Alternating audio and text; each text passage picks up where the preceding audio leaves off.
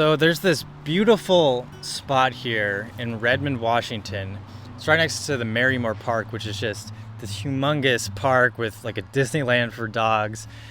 And there's a road that goes right up to it where there's all of these trees that are just glowing red and orange and just like hyper saturated trees from a different world.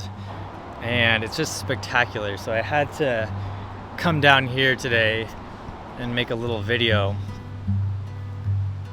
It's hard knowing what type of YouTube content to create as a YouTube creator.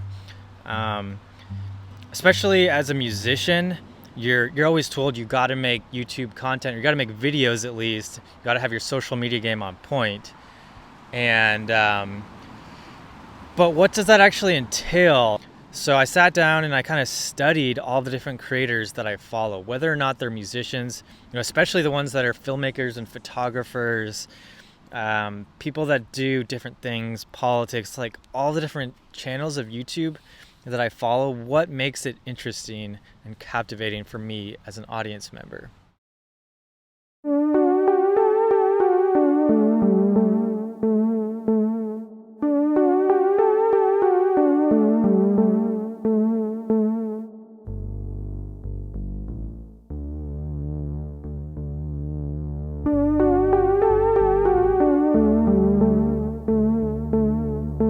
As a musician, what type of content can you make? You can go with the direction of making instructional videos and kind of telling people how to make music, how to produce, which is very helpful. You can even tell people how to market their music, which I think is kind of the most popular thing to do nowadays. With a lot of the instructional style of videos for YouTube, you're just going to target that specific type of person, which can be really good. But if you're a musician, you're just going to target other musicians, and it's hard to grow a larger fan base that way. You can just go the complete opposite direction, kind of doing vlog style, which can really connect with a very broad style, with a very broad audience. But the problem with that type of content, you're going to struggle getting people to watch your videos in the first place. So it's hard to get those initial people and initial audience over to your videos so that you can get into the algorithm and get more attention on your videos.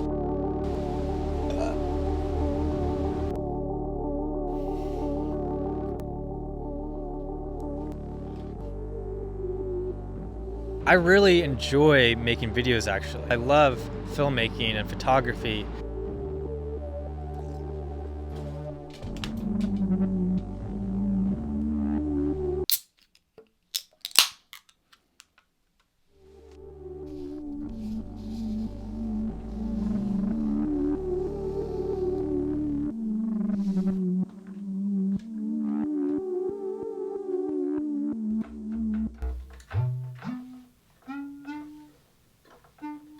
So how can I capture that enjoyment? But I think the thing that really matters is I got to do something that is organic and authentic, as cliche as that sounds. And even if I'm not going to get as many views on some of my videos, it's worth it in the long run to build a more sustainable YouTube career.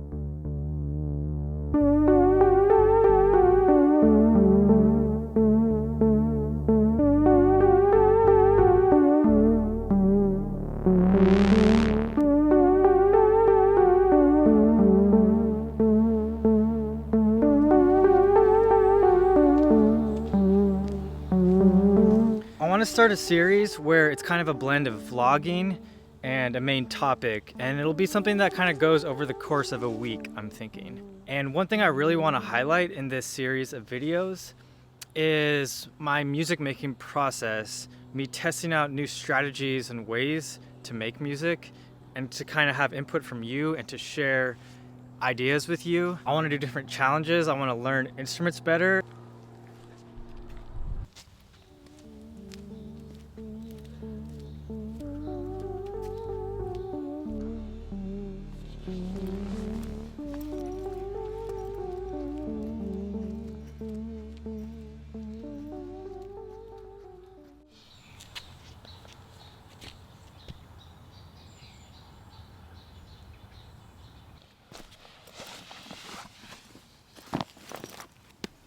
So I think my videos are definitely going to be a little bit more artistic, more in the storytelling, filmmaker direction.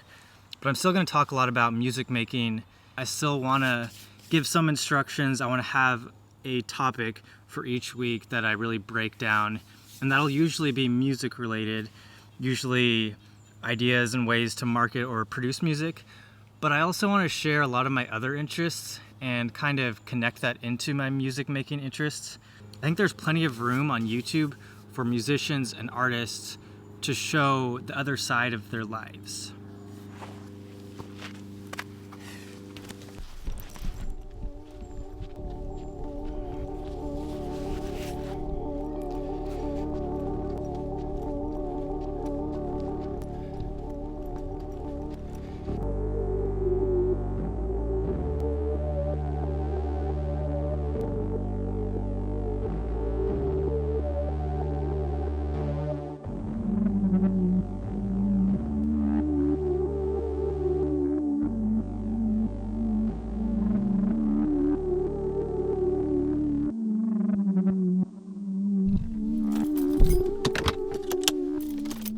We've been spoiled with this absolutely stunning fall colors and sunshine this week.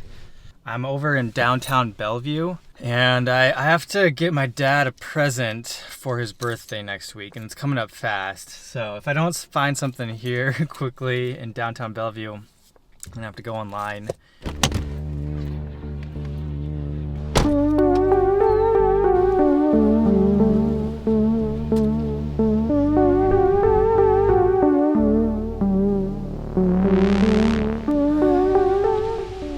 So I want to tie this video up by saying a few different things.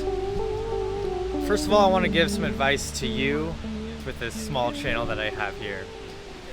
But essentially, if you are trying to figure out how you want to go about with YouTube and you're a musician or other type of artist, what I recommend is just taking a look at all of the creators that you follow, whatever they may do and what inspires you by them, and kind of take little bits of that inspiration and incorporate it into your own style.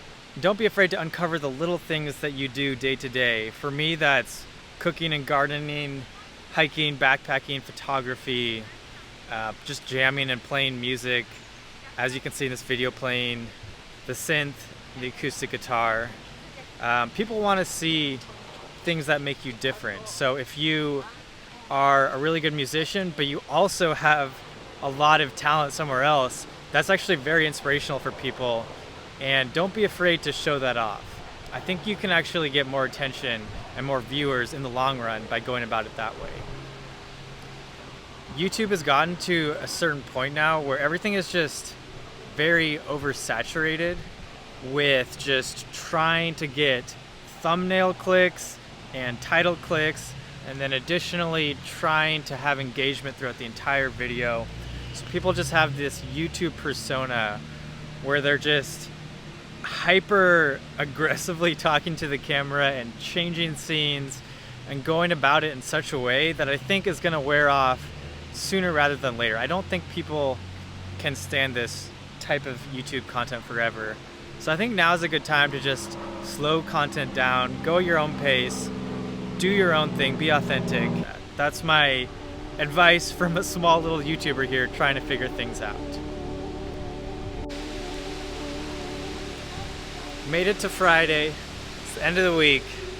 I'm gonna go enjoy myself a little bit and maybe just play some music after I take care of getting my dad's present, getting some coffee in, and yeah, just enjoying this beautiful day here in Bellevue.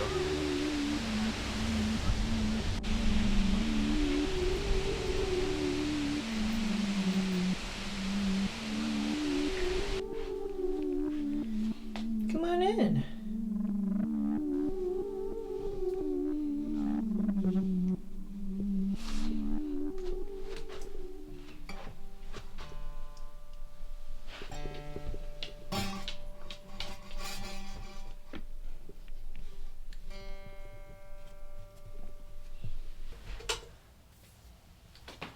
My speaker stand definitely needs to be replaced.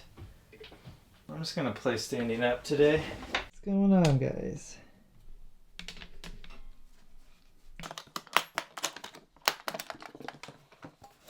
La.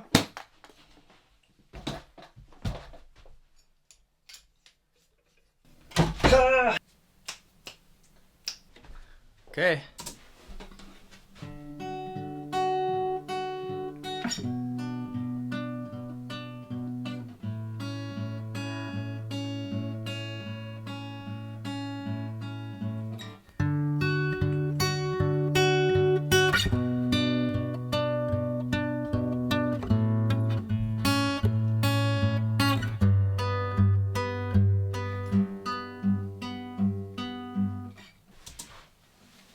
Maybe I got something in there.